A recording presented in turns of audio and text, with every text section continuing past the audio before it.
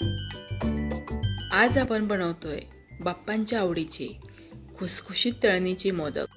हे मोदक बनवण्यासाठी मी इथे 1.5 कप गव्हाचं पीठ आणि 4 चमचे बारीक रवा घेतला आहे। रवा घातल्यामुळे मोदक खुसखुशीत तर होतातच, पण ते बराच वेळ कडक राहतात, मऊ पडत नाहीत। आता त्यामध्ये चवीनुसार मीठ आणि पाव चमचा साखर घातली। पिठामध्ये साखर घातल्यामुळे मोदकांना रंग खूप छान येतो, म्हणून न विसरता पिठामध्ये साखर घालायची। आता हे सगळं पिठामध्ये मिसळून घ्यायचं आणि त्यामध्ये 4 चमचे कडकडीत तेलाचं मोहन घालायचं। आता सुरुवातीला तेल गरम असल्यामुळे चमच्याने तेल पिठामध्ये मिसळून घ्यायचं।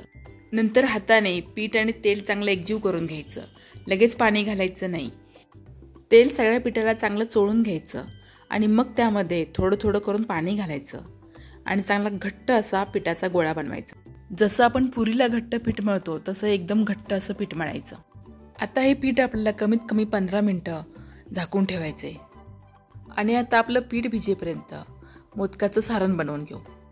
सारण बनवण्यासाठी 2 वाटी किसलेलं ओलं खोबरं आणि 1 वाटी बारीक चिरून घेतलेला गूळ घेतला आहे। आपण जेवढं ओलं खोबरं घेतो त्याच्या निम्मा गूळ घ्यायचा आहे।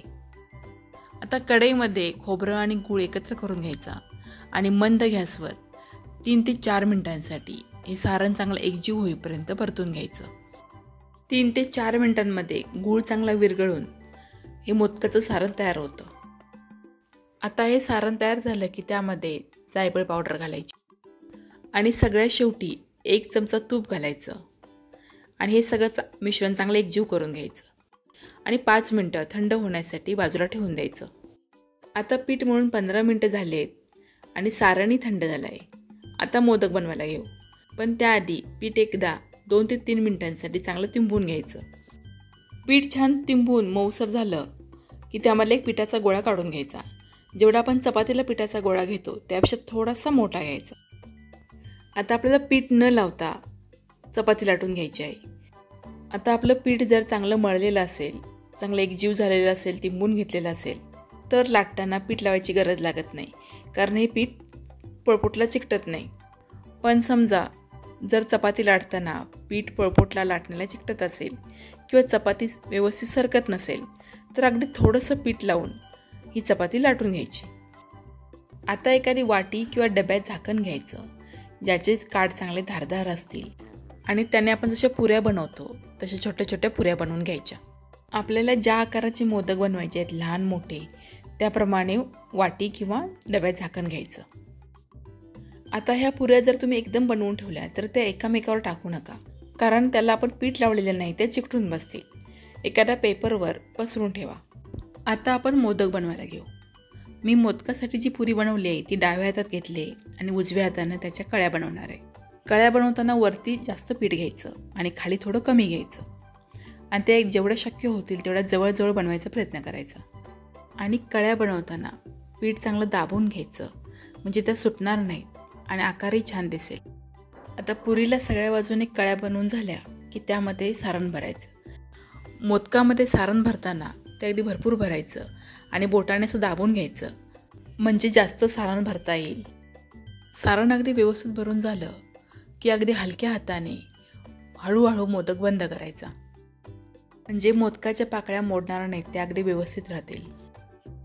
मोदक बंद केल्यानंतर जर वरती पीठ शिल्लक राहिलं तर ते काढून टाकायचं, म्हणजे आपला मोदक तयार। आता ही मोदक बनवण्याची एक पद्धत झाली। आता अजून एक पद्धतीने आपण मोदक बनवू शकतो।